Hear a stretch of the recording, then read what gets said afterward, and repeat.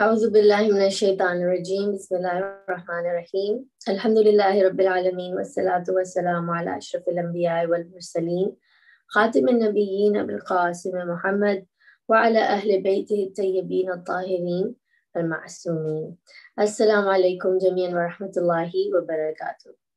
Welcome to our talk today, where we will be discussing the balance of modesty in Islam in the contemporary context, and more so about the struggle of hijab. This issue is very pertinent to women because we're the ones who have to cover, who have to wear this hijab.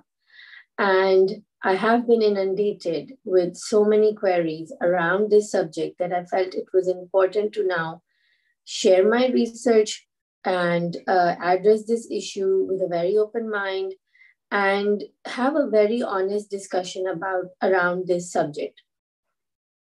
A lot of women, when they come to discuss the topic of hijab with me, their basic conversation is, I struggle with hijab. And looking at the idea that Islam is Deen Fitrat, it is a religion not only made for the modern times, but also a religion based on human psychology, because Allah, the wise, the Hakim, is the one who created us. And therefore, the laws that he creates need to be encompassed within the wisdom that we're looking for. And so, therefore, it is very important that we address this subject, we address this topic from the idea that this practice needs to help us grow psychologically, emotionally, mentally, spiritually, rather than cause any kind of depression or regression in any of the spheres of human growth. So when we open the Quran, we want to make Quran the baseline of our discussion here today, because we know that overall anything else, whether it's hadith, whether it's a human opinion, does not hold that kind of value for us as Muslims. And Quran becomes the baseline for our discussion. And then a hadith also that we want to look at need to be based on the Quran. So today we will be analyzing the overall subject in the light of Islamic sources. The reason we get this question that women are struggling with the hijab seems to be coming from a place of a struggle within, a conflict where, as the human society is evolving, a woman is finding it more and more difficult to keep herself covered in these Islamic rulings, within these Islamic rulings. Now, a lot of times people would say that this is a very redundant question because it is wajib, it is obligatory, and there's no question around it. So why should one question it in the first place? So I would like to say that there's a kind of a questioning which comes from the idea that there's a questioning for the sake of questioning. But then there is the idea of questioning for a reason. What are the reasons that women feel the need to discuss this subject? After 9/11, with the Islamophobic environment, women have suffered for their lives, number one. So we cannot ignore human sentiment being evoked here of safety, but more so because we come back and question, how is it that something that is meant to protect us becomes the very reason of damage or difficulty? Something that was meant to empower us becomes something that starts to get in the way.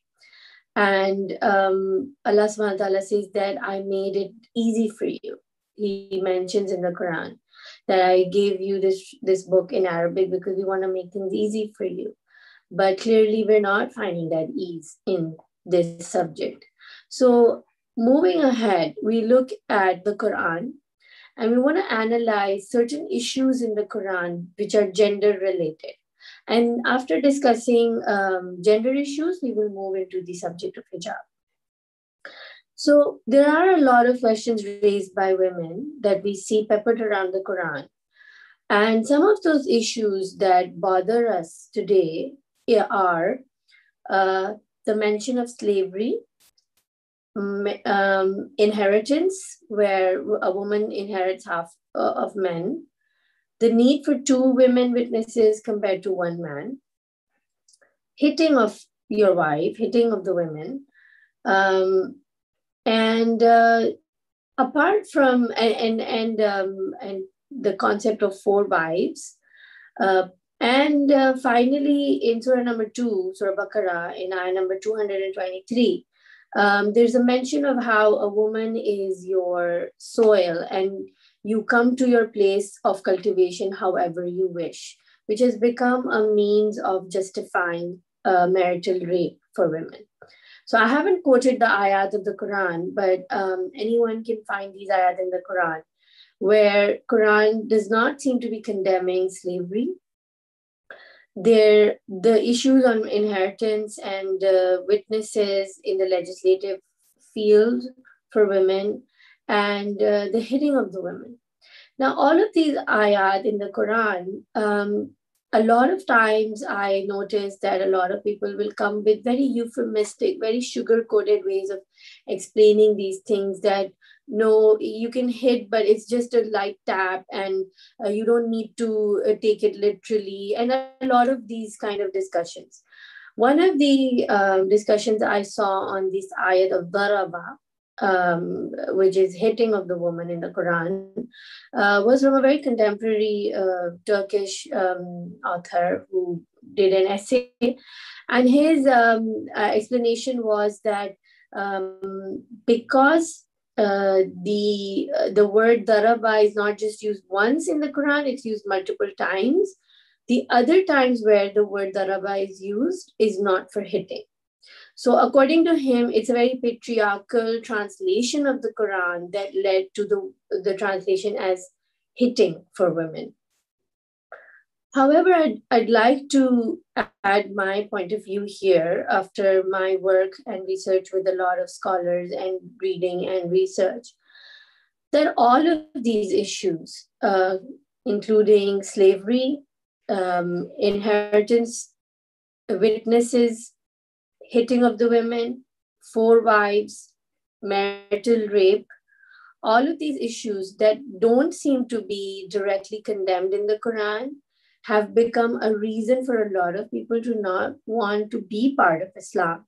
Because over time, humanity evolved and there was a refinement in our civility. We have become more and more civilized as we have grown through time. And a lot of issues that did not bother humanity earlier has started to bother us. For example, racism, discrimination between amongst human beings because of their skin color. These things were not considered this problematic as they are deemed today. And so we see that Quran seems to have a very soft stance.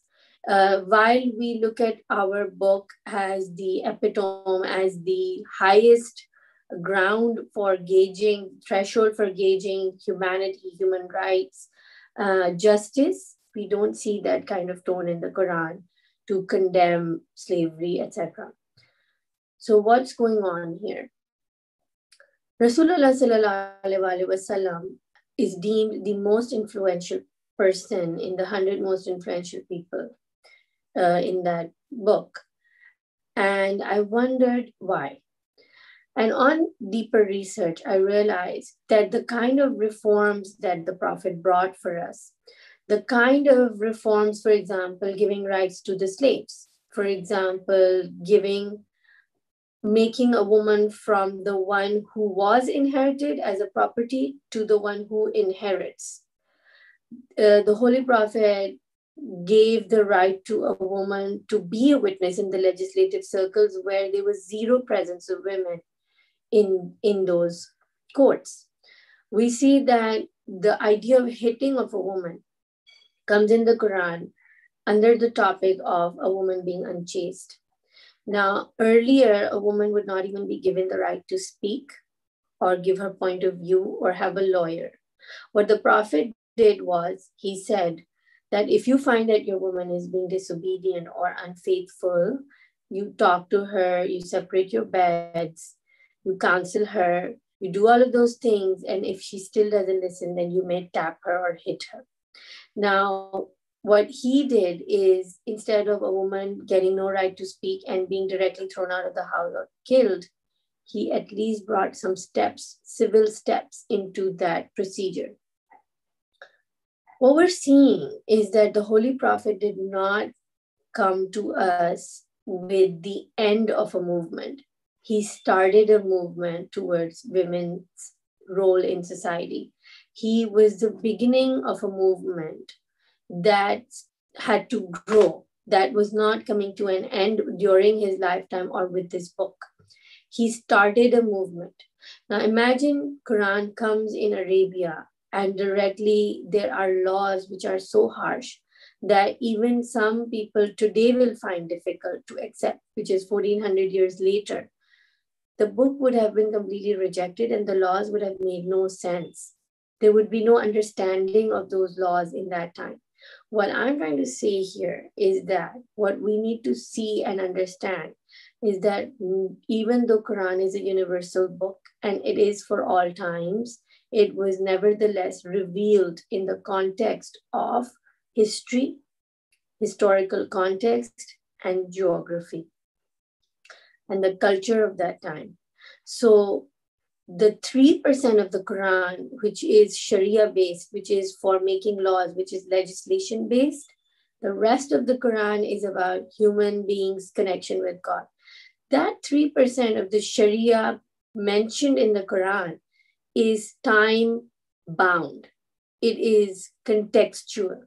If we start to see that Quran is not condemning slavery, today we cannot forbid slavery for all Muslims, which is what we're seeing a lot of scholars do. They're unable to put a stop on slavery and say slavery is haram. They're unable to put a stop on marital rape. They're unable to put a fatwa against beating of women because there are explicit ayat in the Quran. And the reason they can't put a stop to that is because we are refusing to see the historical context in which the Quran was revealed.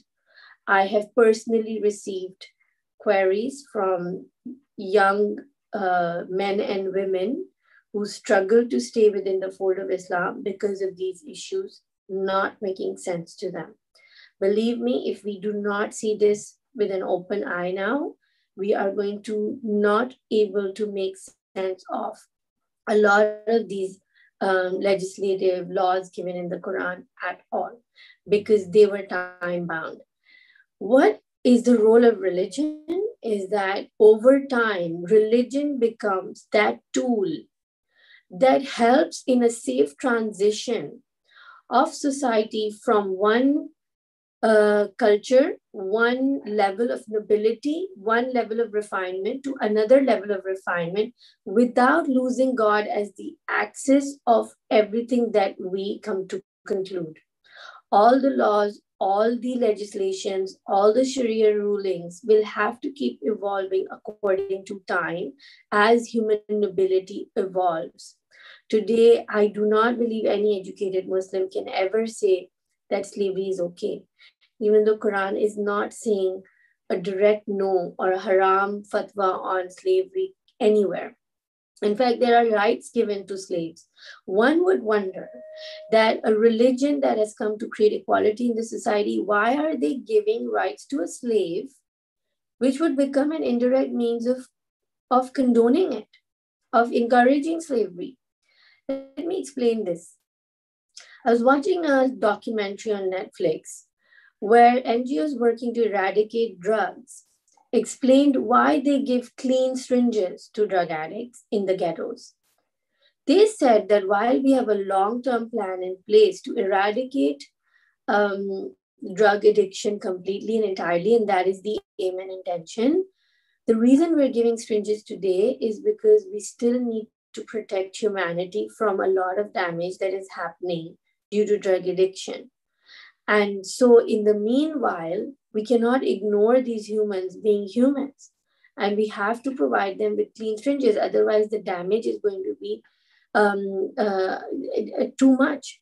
So what the Prophet did by giving rights to the slaves was something very similar.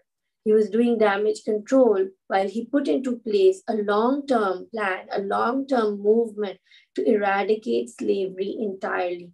We see that his grandson, Imam Zain Rabin, would purchase a lot of slaves, educate them, give them the skills, and then free them in huge numbers.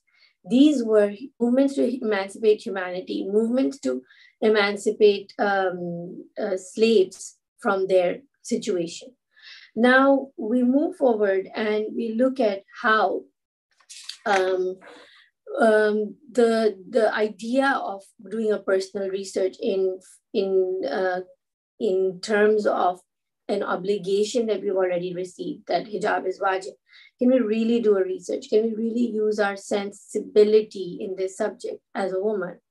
So first of all, Allah subhanahu wa ta'ala tells us that men and women are equal in the Quran when it comes to their connection with Allah subhanahu wa ta'ala. So yes, women have that direct connection with Allah. Now, can we do our own research? And can we use our own thinking hats in this subject? Quran is replete with reminders, constantly saying, "Afala yatafakkarun." Do you not think? "Afala yaqilun." Do you not reflect? Do you not think? Yes, "Afala yatadabbarun." Do you not ponder? And then we see that there are ayat in the Quran where Allah subhanahu wa ta'ala is talking about how the Holy Prophet ﷺ is told, do they not reflect on the Quran, or are there locks upon their hearts? In Surah Muhammad, Allah subhanahu wa ta'ala saying, Allah subhanahu wa ta'ala continues to say in Surah number 40, not equal are the blind and the seeing. He continues in Surah number 6, ayah number 50, where he says, do you think that the seeing and the blind are equal? Then will you not give thought? So we need to not put a blindfold on our eyes and sit and say, this is not my responsibility when it comes to something that doesn't make sense. Why do I need to question something that is not making sense? Because when I can't make sense of the rulings of God in my heart, in all honesty, I cannot make sense of a God who is wise. I cannot make sense of a God who is a sensible God, who is an understanding God, who is a loving God.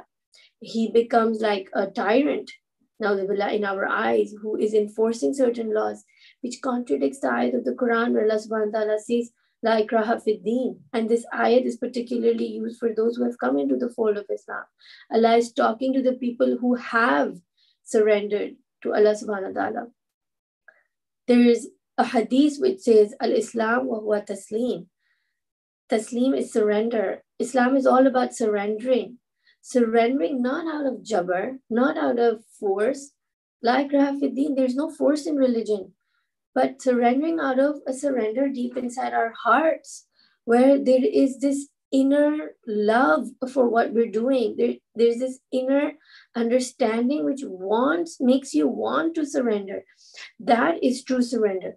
So now we see that when we say la ikraha fid deen, we see that the preposition used here is fi, within, inside religion. There is no force within religion. Now, are we not supposed to follow the higher authorities who give us these fatwas? Definitely. But they're always there as a reference point for knowledge. First of all, they are not perfect. They are humans too. Second of all, they're humans just like us. And thirdly, yes, they have done a lot of research, but we have to go with our inner connection with Allah subhanahu wa ta'ala. Why? Because Allah subhanahu wa ta'ala mentions in Surah number 6, ayah 164, وَعَزِرَةٌ وِزْرَ أُخْرَى. No soul shall carry the burden of another. In another Surah Fatir, Surah number 35, ayah number 18, Allah subhanahu wa ta'ala says, no soul shall carry the burden of a heavily laden another soul, even if they're their close relatives. So no soul can carry the burden of another soul. We will be answerable for our own doing on that day. And if we leave this world with resentment and lack of understanding of our God, then we have completely lost the purpose of life.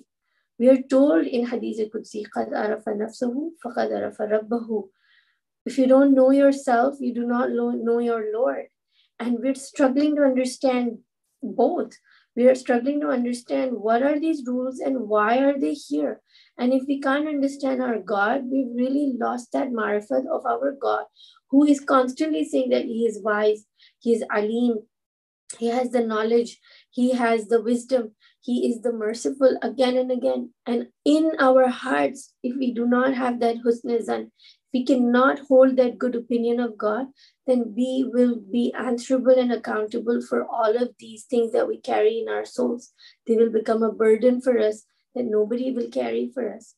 So moving forward, let us address now the idea of covering. We mentioned that we will be answerable to God ourselves. Now, when we are answerable to God ourselves, and we have looked at the context of Sharia law in the Quran, that it has to evolve and keep changing. And we have to understand that there is a certain level of responsibility that falls on us. We have to look at the idea of why we cover. What is the purpose? What is the intention? What is the reason for covering, doing the headscarf? In Surah number 5, ayah number 105, Allah subhanahu wa ta'ala says, O you who have believed, upon you is responsibility for yourselves. Those who have gone astray will not harm you when you will have been guided. It's a clear message saying that no matter what the other people do, whether they're guided or misguided, if you have believed, then your responsibility is only for yourself. And those who have gone astray cannot misguide you. Let us assume that a woman not covering herself affects a man. And a woman needs to cover herself for protecting the iman of another man. That is in direct contradiction of this ayat of the Quran. Because Quran is very clear, you are responsible for your own self. A man is responsible for his own actions. And let's assume that a woman not covering has gone astray. Hypothetically, she cannot do anything to somebody who has believed. That means it needs to be part and parcel of the character and the nature of a believer to make sure that when they believe, other people's actions do not affect you. So Quran is very clear. Your responsibility is upon yourself, and those who go astray cannot harm you. It's very clear that another person is not responsible for you. So are we doing hijab because it's our responsibility to protect somebody else's iman? No, it contradicts the Quran, and that cannot be the reason for covering.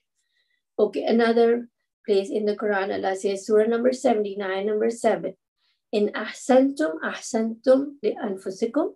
Now, if you do good, you do good for yourselves. And if you do evil, you do it against yourselves. So anybody who is doing any act or ritual in obligation to Allah subhanahu wa ta'ala is not doing it for another person. We cannot do anything for another person. We cannot carry their burden. We cannot carry the responsibility of another person's actions. And we are not responsible. Whatever good we do it for ourselves. Whatever evil we do, it will affect us. Whatever the men do, it is on them. Whatever the women do, it is on them. Okay. Now, if a woman is covering for herself and the good is for herself, let us see what good we get out of it. A lot of people will give this argument that it protects you physically from sexual assault and keeps you protected. According to research, 8 out of 10 rape cases happen to people from people we know.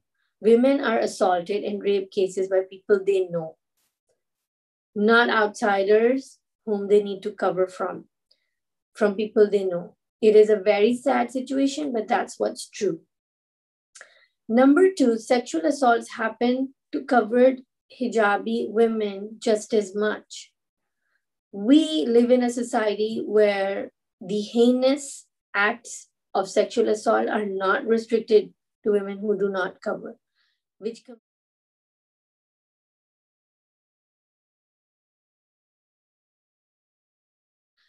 completely explains that hijab is not for that reason.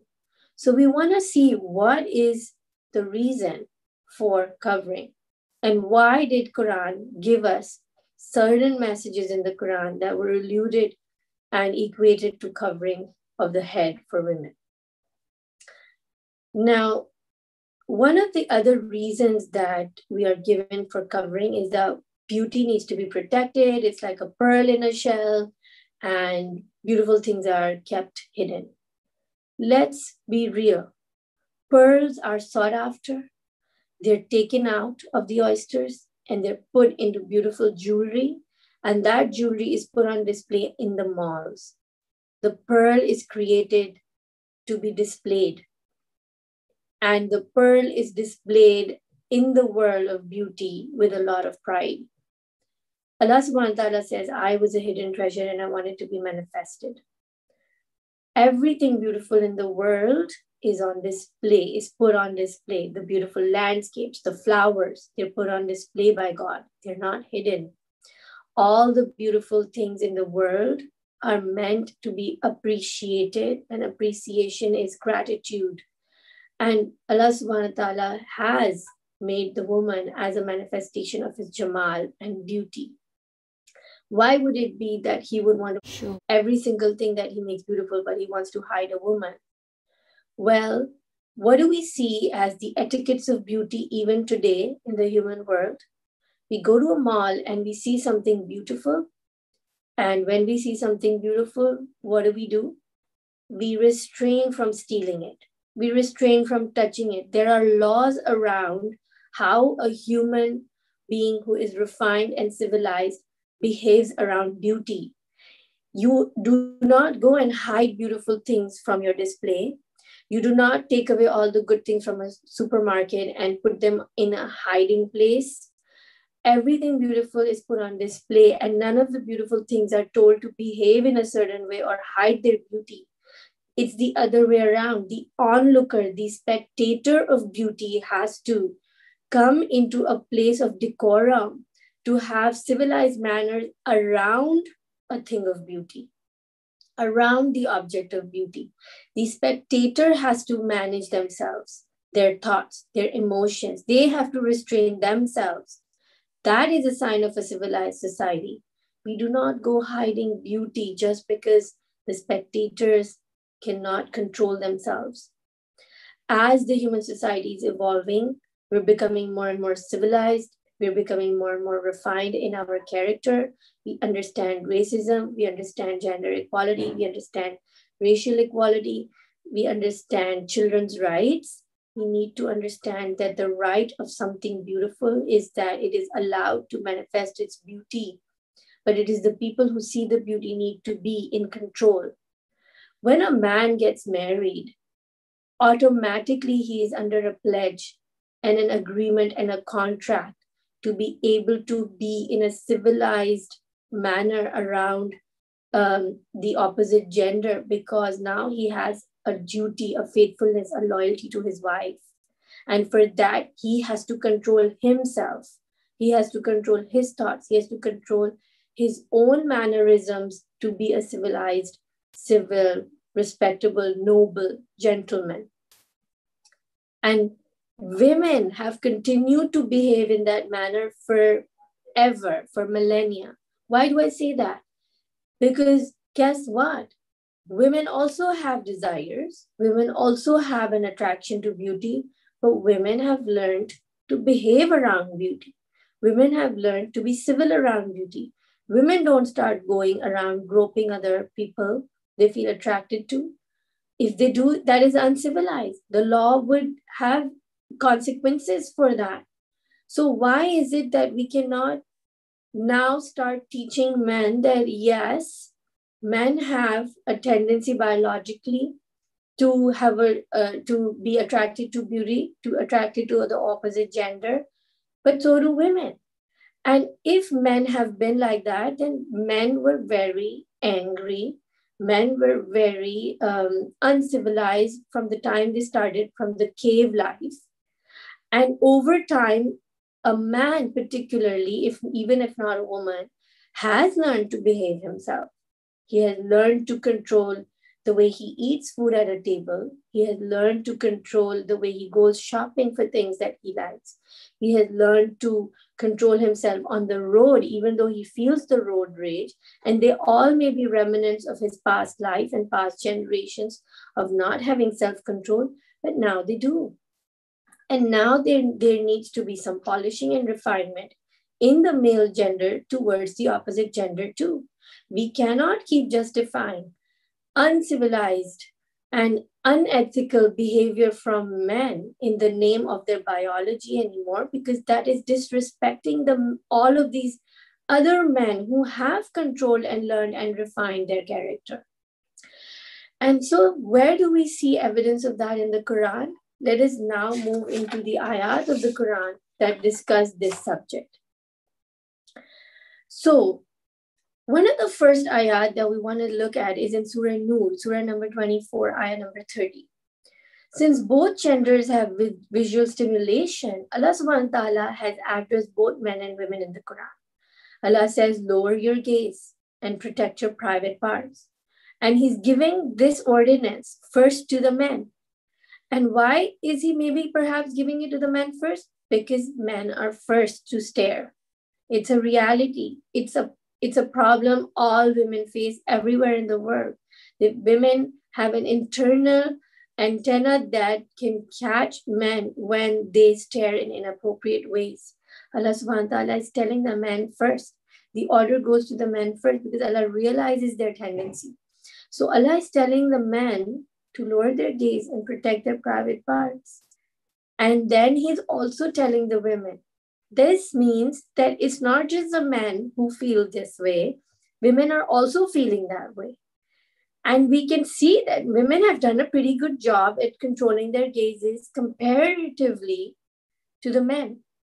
And so it's not like women don't have the desires or they don't feel aroused or stimulated or activated by certain visuals.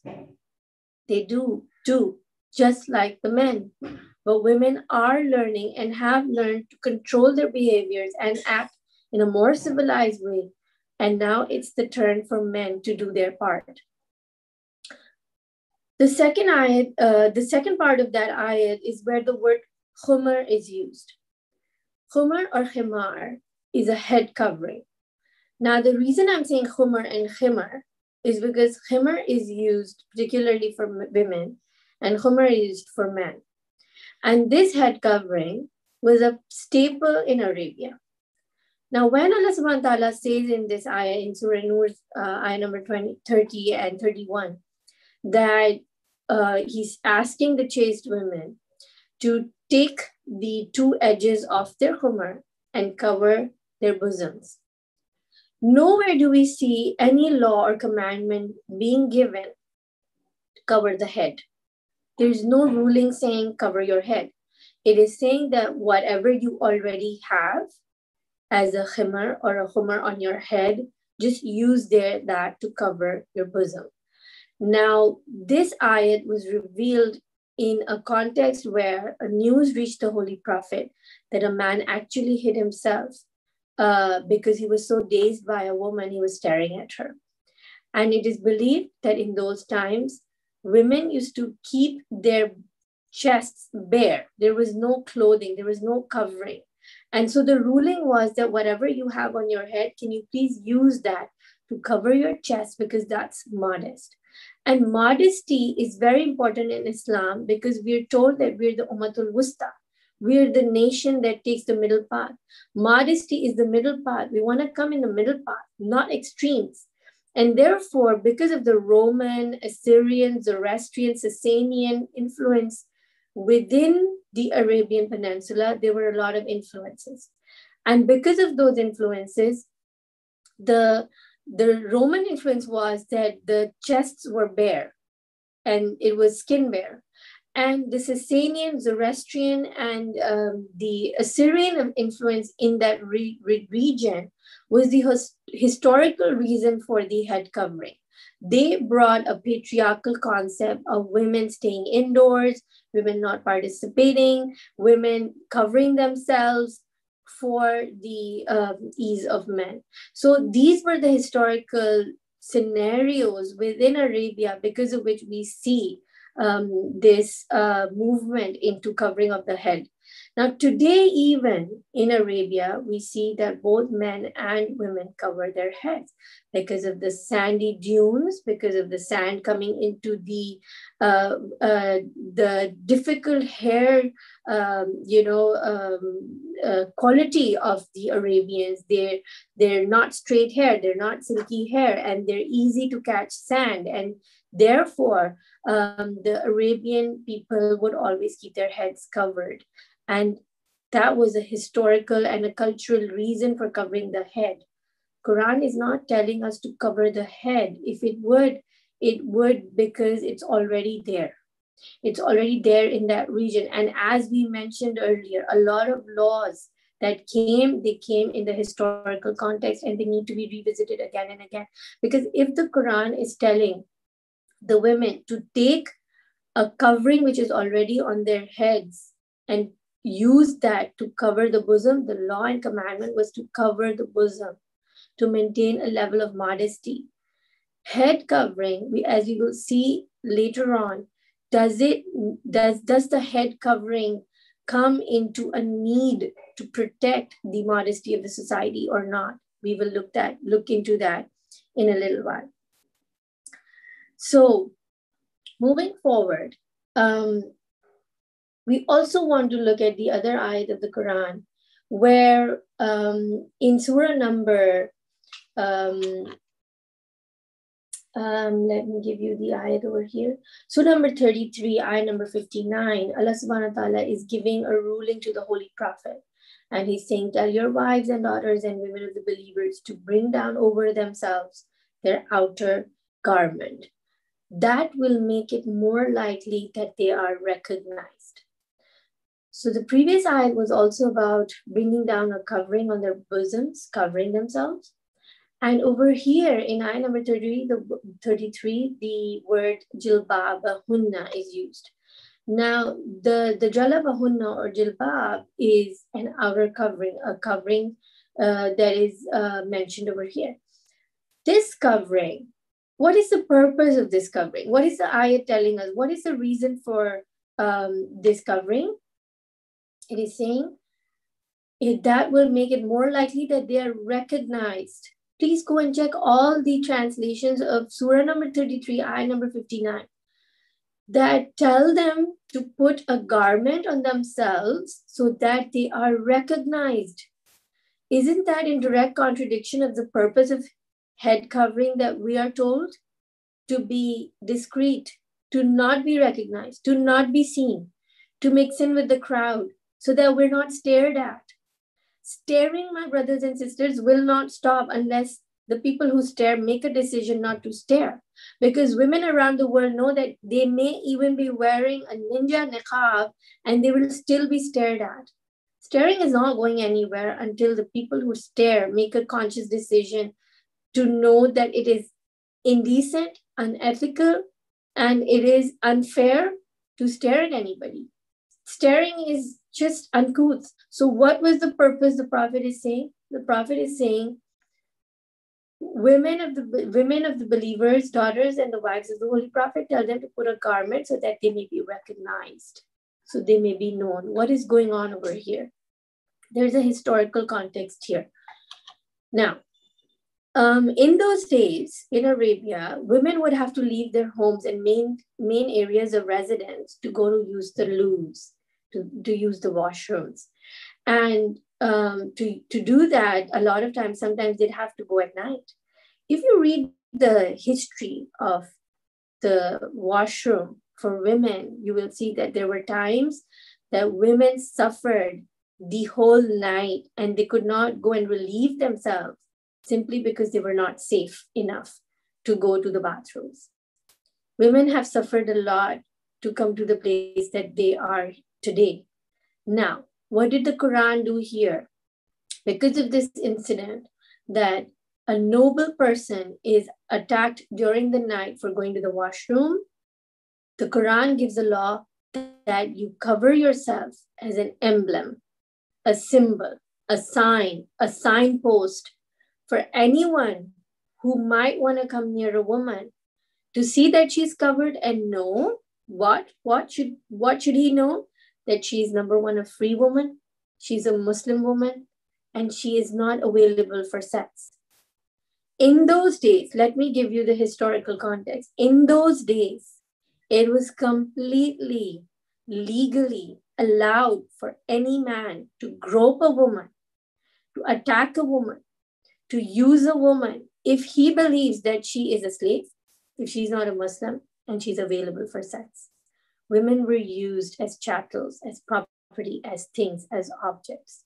Women were free to be used as things. It was the norm. That is the condition women were living in. And in the context of that time, this ruling came so that a woman would be recognized as somebody who is noble, who is not available for sex, who is a free woman, and who is a Muslim. Islam began the movement for women's emancipation. It did not end there. It did not end with the Quran. It did not end with the Holy Prophet. It just began. And this was the beginning of a movement where at least there was protection for the free Muslim woman to give this message out to anybody that I am not available for sex. Now, why would she do that? Is because if a man attacked her and she turns out to be somebody's wife who's not available for sex, who is a Muslim, then there would be tribal wars over that woman. And that is why it was very important and essential not only to protect violence, but also to protect that woman, that some sort of decorum, a uniform was established to give out this message because women were really suffering.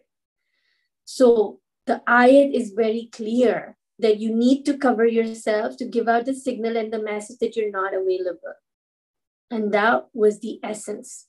In today's world, if a woman wears any clothing which will give out a message to the other man that I'm available for sex, that is the clothing that would be deemed haram.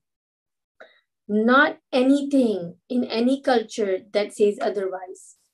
So we were saying that a woman needed to give a signal out. Now, are we living in a world today where it's okay for any man to just point towards a finger and say, well, I see this woman and she seems to be available?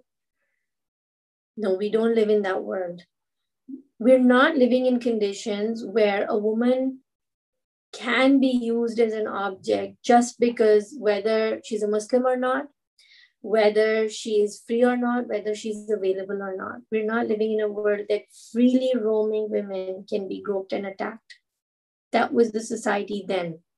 That is why Islam particularly brought this protection for the woman. So that if she can say that she's a Muslim, she's free and she's not available, that she would stay protected. Prophet Muhammad was bringing that protection in for the woman. Today, we do not live in a society where I constantly need to give out this message that I'm not available. Thank God for that. And that's why I do not need to give out signs or symbols of saying I am available. It has changed. In civilized environments, men are not beastly anymore, and children and women are not treated like children, unprotected and usable objects. The context has completely changed.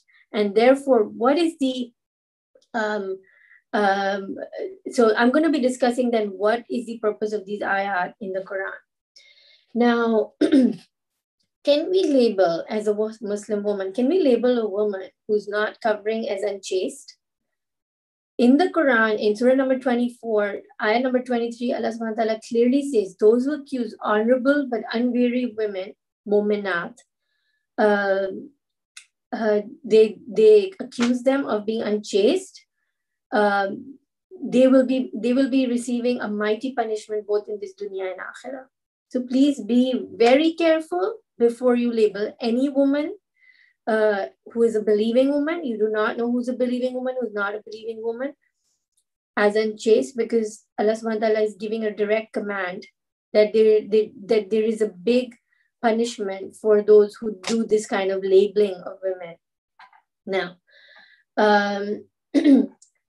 so we've mentioned that according to class, religion, and status of slavery, women are not open for sex anymore. And that's why that emblem and that need is not needed, because it's not an open knowledge that you may go and grope or touch any woman that you see. I'm sorry, I have to be explicit like this because these were the conditions of Arabia.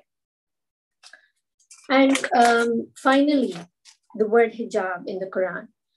We see that the word hijab in the Quran is used as a translation where it means a barrier. So it was used in Surah number 33, ayah number 53, where the word hijab is used, and it is used as a decorum for the manners and the ethics and the way of mannerism that was prescribed for the house of the Holy Prophet. It was told to the believers what to do and how to behave when you go to the Holy Prophet's house. And so they were told that if you need to communicate with the wives of the Prophet, then do so behind a barrier. Now, number one, it's a barrier and not a headscarf. So we have seen throughout that there's no command for covering the head for a woman anywhere in the Quran. Now, what about this ayat? In this ayat, we see that there's a very specific guideline given for the house and the mannerisms of the Prophet. Do these manners apply to everyone? That's questionable. Why? Because the Holy Prophet was the only one who was allowed to marry more than 4 wives. And that was very specific to him, only for him and in his time. And so that ruling stays for the Holy Prophet. And that's why we can say that a lot of these guidelines that were directly for and around the Holy Prophet may specifically be for the Holy Prophet. Now, because overall, we see that ulama have not given the ruling that all the time and every time women need to be spoken behind a barrier. That is why this word hijab as a barrier to be used when communicating with the wives of the Prophet cannot be taken as a headscarf. And so the essence is that generally speaking, there's this higher respect for the family of the Prophet. Now, this is where I want to conclude my talk and explain what was the purpose of these ayat in the Quran if they are not going to make sense to us in today's day and age. Are they redundant? No. The discussion on slavery, the discussion on inheritance, the discussion on all of these tenets given in the Quran, rules given in the Quran, they are universal in terms of their essence. They're not universal or eternal in terms of their literal interpretation and literal implementation in the society. These rules and laws only work for us, and they need to be implemented in their essence. The Holy Prophet started a movement. He did not end a movement. What he was teaching us was that whatever I am doing for the society with the will of Allah subhanahu wa ta'ala, and whatever rules of Sharia that are being implemented in the society with the will of Allah subhanahu wa ta'ala through the word of the Quran, is so many steps ahead of what the general society is practicing. The Holy Prophet was far ahead. He was a century or many centuries ahead of his time when he was introducing these laws for the emancipation of women in that time. And what we need to learn in essence from all of this is that as a Muslim society, our dearest Holy Prophet taught us, stay ahead of your time when it comes to giving rights to humanity. Whatever the rest of the world is doing, be a couple of steps ahead of them. The human family is going to keep evolving. It's going to keep becoming nobler and nobler. It's going to keep adopting more and more refined ways because we are moving towards a perfection, which is godly. And in order for us to keep evolving with strength, with guidance, with the safety net of Islam, we need to make sure that we use religion, our Islam, as a tool to help us safely transition from one stage to another, where we're constantly God-centric. We're constantly aligned with Allah subhanahu wa ta'ala. And one of those examples could be that, for example, we're supposed to pray 5 times a day. And it makes sense that Allah subhanahu wa ta'ala is giving us, like the Holy Prophet said, go bathe yourself in a river 5 times a day so you can refresh your soul. And the friend said, what is this river to refresh us? We don't have a river in the desert. And the Prophet said, your salah is a river that refreshes your soul 5 times a day. We see that at almost regular intervals in the Middle East, the prayer times are divided. And what that does is that at regular intervals, it takes us back to God. It refreshes our soul. We empty ourselves of, all of the webs that get caught up inside our soul. We clean it up every 5 times. We find stillness. We find that freshness. So at almost regular intervals, the soul goes and speaks to God. What about you living in a city where within a couple of hours, say from 8 in the morning till 4 in the evening, you're meant to finish your 5 prayers because of the weather, because of the climate, your salah times comes like that. Then what? The rest of the hours of your night are spent without that connection to Allah subhanahu wa ta'ala. Yes, you can do the nawafil, but there's an essence in the practice of the wajib salah too. And the essence was to find 5 times a day the time to go and make sure that you do pray. And so it would make sense to divide those 5 prayers equally almost, so that your connection to Allah stays connected. That is what would make sense.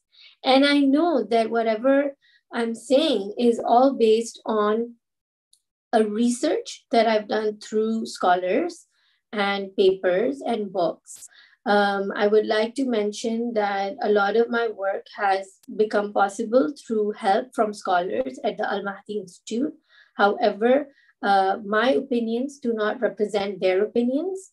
It is an independent research. This is an independent work of mine, which was propelled into action, which was triggered because of my own struggle with hijab and because of all the myriad of questions that I was inundated with over a period of time, where I felt a need and urgency to address this question, because the youth are finding it so difficult to have these conversations with complete honesty.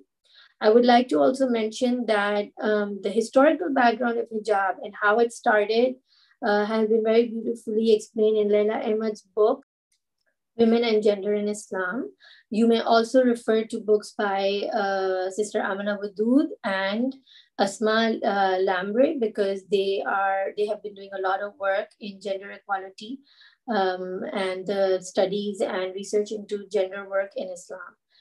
So I'm very grateful to my teachers. I'm very grateful and inspired by those whose shoulders I'm standing on, who have done a lot of work. This is not entirely my work. I've just put in my thoughts together to make sense of something that we have struggled with for so long.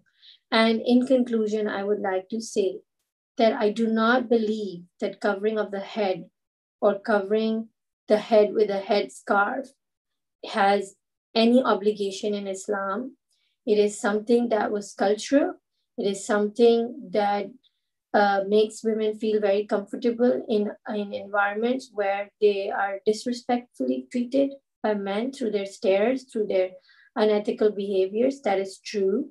Some people may even argue that, people who do energy work, they may argue that the head covering protects the crown chakra, etc. I would say, yes, do it, but it's not compulsory. If you believe in that, sure, but it's not a compulsory act. If you feel it works for you, do it. If it doesn't, that's okay. Secondly, if it does protect the chakra, then both men and women have that crown chakra, and both men and women need to do the same protection of the energetic field. So perhaps, men can cover too, which they do a lot of times. We see scholars wearing a amama, we see men wearing hats, and so can women. They can wear turbans, they can wear scarves, they can wear hats, but it's not an obligation according to my understanding. I would also like to mention one more thing over here.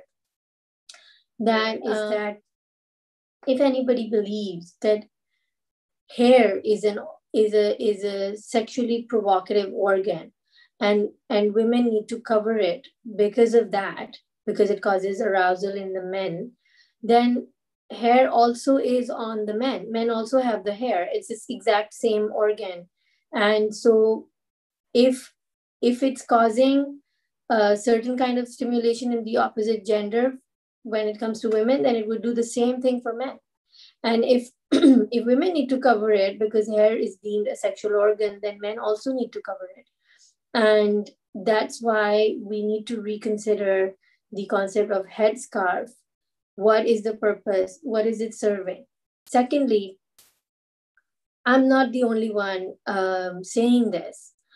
The work I have presented to you rests on the shoulders of many scholars and writers, and I have referred to them, spoken to them. It's many, many years of research. And Allah subhanahu wa ta'ala tells us to not ignore something when we come to a place of certainty. And I have come to this place of certainty where I have come to understand that covering of the hair for women, the headscarf, is not obligatory in Islam. It is a practice that was given down to us as a cultural, traditional practice, which was already being done for the people of Arabia specifically.